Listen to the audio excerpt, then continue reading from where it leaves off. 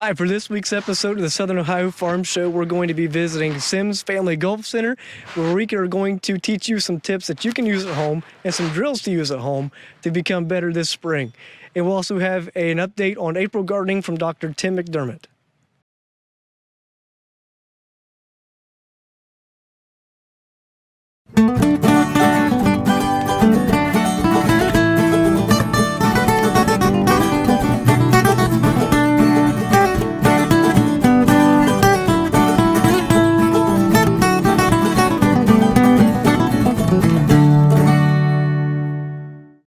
Welcome to the Southern Ohio Farm Show. This is Gigi Neal of OSU Extension in Claremont County, Agricultural and Natural Resources Educator. I'm James Morris, the Agricultural and Natural Resources and Community Development Educator for the Ohio State University Extension in Brown County. Hello, my name is Richard Purdon. I'm with the Ohio State University Extension. I am the Ag and Natural Resource Educator for Adams County and the Community Development Educator for Adams County, Ohio. And I'm Brooke Beam, the Ohio State University Extension Educator for Agriculture, Natural Resources, and Community Development in Highland County. And we will be your hosts for the Southern Ohio Farm Show. Hi, I'm James Morris, and I'm the Extension Educator for OSU Extension in Brown County. And for today's episode of the Southern Ohio Farm Show, we'll have Dr. Tim McDermott joining us for some tips for April gardening. And as you can see, we're also out here at Sims Family Golf Center today with Sharon Sims, who's going to give us some tips on how to practice golf putting at home. And Sharon, if you want to explain a little bit about what you have going on here and some of your experiences that you've had over the past few years. Okay, James, I would really like to do that. But first of all, I certainly want to thank you and Brooke for being here today. And for Brown County Extension Office, I just can't tell you how honored I am. I mean, it's a privilege. And I really, truly thank you so very much. And just a short history, we've been open since 1998. I found a passion with golf and I got certified with the LPGA. And matter of fact, I just got my 25th year pin from them, which made me very happy. It's a tremendous organization. So it gave me the opportunity to open here and have the community be able to come for a place to enjoy recreation. And my husband was so gracious to kind of give up a little bit of his farmland, and we built this, and it's just been great for the community. Awesome. So that's what we're all about. I do a lot of lessons. I have juniors and all the way from probably 7 to 87. How about that? Wow, that's amazing. That's great. And you have plenty of experience, and we greatly appreciate the kind words from you as well. As we mentioned, the Southern Ohio Farm Show, we cover farming topics along with regular, any everyday community activities that can help you and your family. And Brooke and I here for Brown and Highland County Extension are really excited for you to teach us something today too. We're used to being on the other end of it as the educators. So hopefully between the both or all three of us, we'll be able to really give folks at home some tips to get out here and enjoy this nice weather this spring. And again, thank you so much. It's just a great opportunity for me because it's such a passion. So absolutely. Just to teach you something and Brooke something makes me happy today. How about that? That's great. James, when you called me about having the show, I was so very, very excited, but I had no idea what I was going to do. And so I thought about it kind of until about 2 o'clock in the morning. Got up the next day and I texted you and I said, you know what, I just want this to be interactive. So I asked you if you would be my student, and I appreciate you doing that. And the main thing is that you, if you don't understand something I'm saying about the drill, I want you to just say, Sharon, I don't understand. That's very important. If you're doing something that I think maybe I could help you with, I'm going to kind of correct you. So we'll go from there, and I have 4 drills set up with you. All right. The very first one is a 2-tee drill, and what you will be doing is just putting with your dominant hand through these 2 tees. And so you want to set up the tees to kind of match the putter head. So if you could do that, Okay. yeah. So just move that one tee in a little bit. Yep. Okay. And then just see if your putter head will just glide through there with your right hand. Excellent. So we will be doing that. And then the next drill, if you come over here.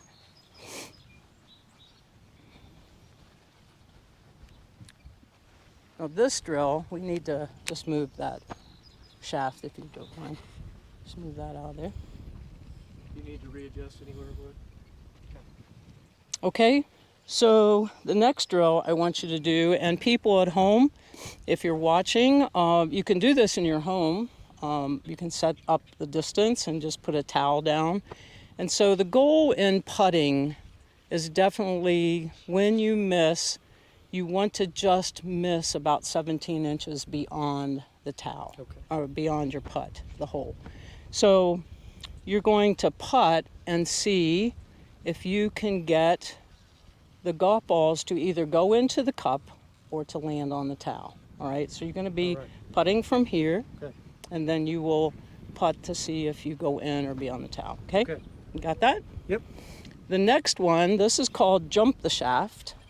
And if you will, you could just put the shaft of the club in front. And this is an advanced drill, but it's excellent for any age as long as they have a little bit of experience of putting. Right. And so what you do is you're going to putt the ball. Go ahead and we'll attempt this right now. And you're going to putt the ball. It should, if you give it the proper speed, jump across the shaft and go in, just like that. So that's pretty excellent, James. You can just go home now. That's it for the day. And then we're going to conclude with a drill that kind of should be done by all of us. And I do want to say, putting is 40 to 45% of the game. And it's probably the most boring part of practice. Yeah. And I have, in my many years, 23 years being open here, I get very few students that come and say, I'd like to do a putting lesson. They want to hit that big stick. Yeah. And you really only use that about 16 times when you play golf. True. And so again, this is just so beneficial. And that's what I love about my juniors that take it serious. And adults do come and they do take putting seriously. And so putting is so essential. So again, you can do this at your home, come here and putt, or when you go to the golf course where you're going to be playing. This is a drill that you should kind of end up with before you go out to play golf on a course, because it's going to give you the speed of putt. Okay. Okay, so you're going to be putting from the first tee, which is 3 feet away. Okay. Then you're going to be putting from the second tee, which is 6 feet away. And then the third tee is 9 feet away. Okay. So it gives you the sense of the distance, the feel, the rhythm of putting. Yeah, absolutely. All right? And it's pretty amazing. The putt is always the same rhythm. Yeah. Back, through, no matter the distance. Yeah. Yep. Okay, are you ready to I think I'm demonstrate ready. I these? think I'm ready. I'm so proud of you. Yay. All right. Again, this is for a dominant hand. You putt through the 2 tees. And what you want to do is produce power with the left side. All right? That's fine. That's fine. Just pull it away. And then just think about, you're just going to roll it on the line you have picked. There you go. Excellent. All right? Yeah, no, Sharon, I'll be perfect practice. I'm very inexperienced. Mm-hmm. So that's another thing. It doesn't take a whole lot of skill, it seems like, especially if I'm doing it, to be able to accomplish these drills and get practice with it. Right. But then the thing is, when you can do 200 of those in a row without missing, that's when you I still got a ways to go. will there. take about 5 strokes off your game. Yeah, yeah. There you go, James. Good. Now you want to set the face of the putter where you want to go, which creates the line. You understand? It creates a pathway. Okay. And then just follow that pathway. There you go. That was excellent. Good. Did you feel the difference in that one Absolutely, to be versus able the to other? follow through and not Yes. just tap the ball. Right. And we talked a bit about some sports you have done, and you have done football and track, et cetera, et cetera. And everything just transfers over to the other. So if you're running a splint, trying to run fast, you better not go out of the line because you're going to get disqualified. Yeah, absolutely. So you want to think of that just being Okay. a track path. All right. All right? Absolutely. Good? Very Like good. that? Great one. All right, good. The goal of the towel drill again is for speed. So you always want to attempt to get the ball to the cup Okay. and either miss, which we do about 60, 70, 90% of the time. Yeah. You want it to land on the towel. I have a friend that informed me that 99.9% of the short putts never go in. What about that other percent? That's where I come into play. All right, now you're just going to set up now with All right. both hands and putt. James, the reason for jump the shaft, it's a pretty advanced drill. And the reason being that so many times we just don't get enough speed to get to the cup or on that towel. Right. So you just did that towel drill. Mm-hmm. And now when we watch the touring pros, be it female or be it male, or the amateurs that are out there playing on tour, or even people that come here, you will see them just putt with enough firmness to hit the back of the cup. Right. And then Yeah. it just stays nice and in the cup. Yeah. And me, I leave it too short and Yeah. I get a little frustrated. We get very frustrated when it comes up short Mm-hmm. because that 2-inch putt is like a 250-yard drive. Yeah. It counts the same stroke. Yeah. That's why this is so important.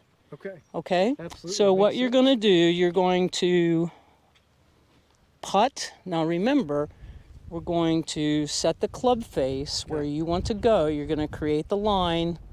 And we talked about you just letting those shoulders down a little bit. Yep. Eyes over the ball. And then you want to give it enough speed. It's going to jump the shaft and then it will go into the cup. Okay? Very close. Very nice.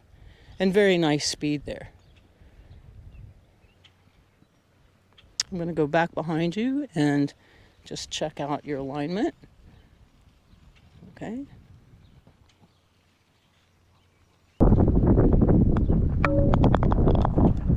James, this is our final drill that we'll do today, and it's called the 1-2-3 putting drill. And I see this done all the time when I go out and watch the PGA, the LPGA, the Solheim, the Masters, whatever. I see them doing this drill at the conclusion before they're heading out to the course because it's very, very vital to them that they're getting the speed. Right. Okay? And another thing, Buckeye Hills, Snow Hill, our courses right around us are magnificent. They have beautiful, beautiful greens. And Buckeye Hills speeded their putts up.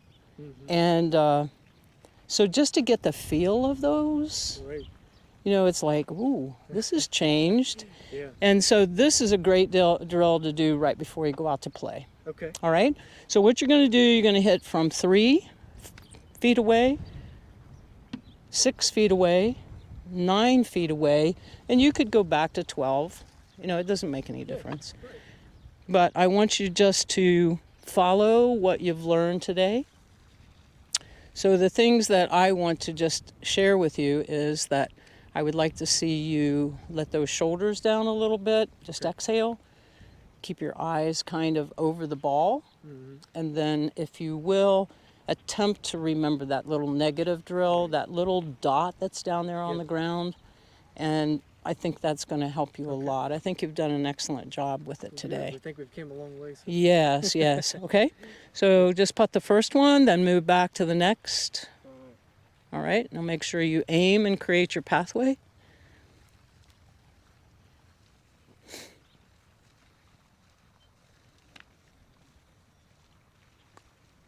There you go. And just back to the next. And James, before you putt this, how far away is that? 6 feet. So I'm going to ask this young man that has a degree and he's an educator, and I'm going to turn around to your colleague, all right? All right. And I'm going to ask the two of you, that is 6 feet away. Yes. What percentage do you think the touring pros, and that is only 0.6 of the world, Okay. what percentage do you think they make that putt? We'll go with, what do you think, 75? Can I phone a friend? 75? 75? 60. 60? I'm going to tell you 50 or less. That's why back over here at the other drill, we need to just give ourselves positive feedback, because, Yeah. yeah, Doesn't make me feel quite as bad then. exactly. See? Right. And that's a statistic that very few people understand. Wow. Yeah, Okay. 50% of the putts from that distance From 6 are feet. made or missed. That's amazing. All right, so let's just go through and aim, create your path, and keep your head still.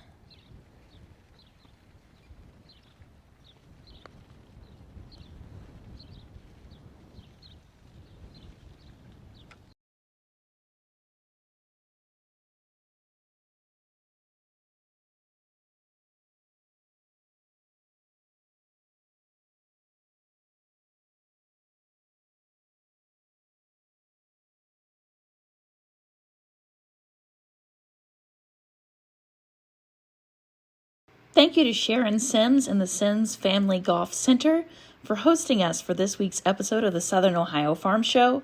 We hope you are able to use these different practice drills to improve your putting game this season. Greetings, my name's Tim McDermott. Today we're going to have an April 2021 update in the community garden. So, if you had spinach planted over the winter, hopefully you are harvesting, because mine is starting to bolt right now. And not only my spinach is bolting, but so is my kale. Make sure that you are getting out there and you are harvesting as much as you possibly can. I'm going to have a little more time out of my container garden because it didn't get as much sun.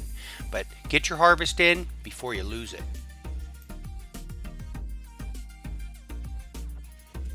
I keep track of the weather when I'm making my planting plan. Both the 1 month and the 3 month weather predictions show a greater than normal chance of heat, with the 3 month showing a little bit higher chance of some extra precipitation.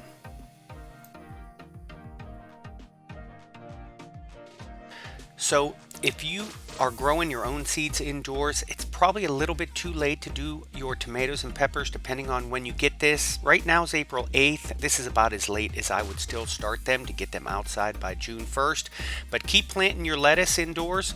You want to make sure that you have transplant ready to go outside about every 2 weeks. Or planting, I am planting like a madman right now. We have great soil temperatures in the mid 50s. All of our spring cool season stuff can get planted out there, and don't just plant them once. Do succession planting. Make sure that you are always having a harvest over time. Watch our soil conditions when you go to dig. The last thing you want to do is dig into heavy clay, have that dry out into big clumps. Make sure when you are planting things like your radishes and your peas and your green onions and your lettuce and your spinach that you are thinning those. You will not get a good harvest if they cannot expand and grow correctly in their space. They'll compete with each other. So make sure that you are thinning them so that they can grow, so that you will get good sized vegetables and a good harvest. So it really is too early to plant any summer stuff outside right now. Having said that, I might experiment with a little bit of some green beans, keeping them covered with season extension. I'm also getting lots of questions about perennials, things like asparagus or strawberries or rhubarb. Make sure that you do all of your preparation right for that. Great site selection, address your weeds, soil test, address the fertility of these things. I put asparagus in the very last bed that you see there. I found that I needed to add organic matter and a bunch of nitrogen, phosphorus, and potassium, but luckily I have some co-workers here at Waterman that were able to provide me with an ideal fertilizer that I'm going to use to grow the best asparagus patch that I can grow for a long harvest over many years. Hi, everybody. Aaron Wilson, OSU Extension climatologist here with the Southern Ohio Farm Show weather update. Boy, have conditions really changed out there. You know, we were enjoying those 70s and 80s until a system came by last weekend. It dropped our temperatures back down closer to average. And here we are on the 21st of April, waking up with snow across the state, especially across west central and north central Ohio, where they could see anywhere from 4 to 6 inches this morning. So quite a change in the weather pattern over the last day or two here across the state of Ohio. It has been a bit cooler than average over the last 7 days here across our southern counties, anywhere from a degree or two below average over the last 7 days. And that's really in contrast to what we saw throughout much of the month of March, where this was the 12th warmest March on record for the state of Ohio. And temperatures over the last 30 days been averaging anywhere from 2 to 6 degrees above average here across southern Ohio. Looking at our precipitation differences and the percent of normal, pretty dry week last week. We didn't have very much rainfall at all, maybe 1/10 of an inch overall. So that was well below average, as we can see on the red shadings here on the upper left corner. The figure in the upper left. In the lower right, we see the 30-day has also come in a bit below average. Some of our counties here across southern Ohio have been running anywhere from 70 to 90% of average, but that's not too bad considering we've been trying to dry out just a little bit from a fairly wet March. And yes, of course, talking about the snow, especially north and west of us, I think more concern is today we're only expecting highs really in the mid 40s. And then tonight, temperatures are going to drop well below freezing. Some of our locations here are going to fall into the mid to upper 20s. We'll have a hard freeze warning in effect, most likely for this region here tonight. We could also wake up to a little frost on Friday morning as well, before we start to really kind of relieve some of those very cold conditions. So if you can protect the sensitive plants, let's go ahead and do that. Obviously, with some beans emerging, that might cause some issues, and we'll just have to watch and see what kind of damage that causes. Again, today looking rather wintry here with highs in the mid 40s. Tomorrow getting up close to 50 by the afternoon. We will carry the chance of a rain shower or snow flurry, especially in the morning. Over the weekend, we're looking at highs right around 60 degrees. That's about 5 to 6, 7 degrees below average. We will have another cold front move through on Saturday, bringing another chance of rain. And finally, by Monday, I think we make it right back up close to average for this time of the year. Overall, though, we're only expecting about 1/4 to 1/2 an inch of liquid equivalent precipitation across the southern counties here in Ohio. Looking at the 8 to 14-day outlook, it looks like temperatures are going to run about average overall for that period between April 27th and May 3rd. But it does look like we have an increased probability of wetter than average conditions across the state. So close to average, maybe a bit above average in the east-southeast in terms of temperature, but wet conditions should probably prevail. We should see about 1 inch of rainfall this time of the year. Looking at the early May outlook, it does look like temperatures will be above average for the most part as we head through much of the month of May, but we're going to carry that increased probability of wet conditions. So we'll have to watch and see how much this keeps us out of the fields. Hopefully there'll be plenty of opportunities for us to get out there and do the necessary field work here over the next several weeks. So as always, please, you can find some more information at climate.osu.edu or check my pages out on Facebook and Twitter. And as always, please take care of yourselves, take care of each other, and have a great week. Talk to you soon. Bye-bye.